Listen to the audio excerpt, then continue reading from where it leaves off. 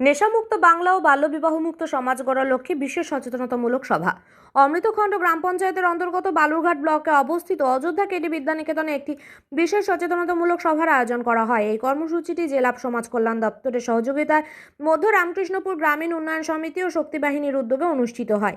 সভায় বিদ্যালয়ের প্রধান শিক্ষিকা সহ অন্যান্য শিক্ষক শিক্ষিকাগণ উপস্থিত ছিলেন। এছাড়াও এলাকার বিভিন্ন স্তরের প্রতিনিধি ও শিক্ষার্থীরা সক্রিয়ভাবে অংশগ্রহণ করেন। শক্তি বাহিনীর পক্ষ থেকে সভায় উপস্থিত ছিলেন চন্দনা সরকার ও দেবু সরকার।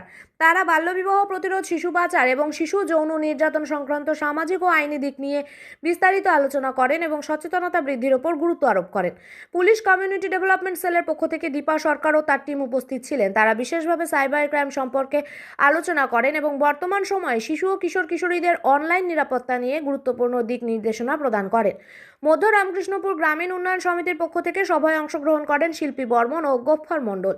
তারা নেশামুক্ত বাংলা অভিযানের উদ্দেশ্য, নেশার ক্ষতিকর প্রভাব এবং নেশামুক্ত সমাজ গঠনে পরিবার ও সমাজের ভূমিকা নিয়ে বিস্তারিত আলোচনা করেন।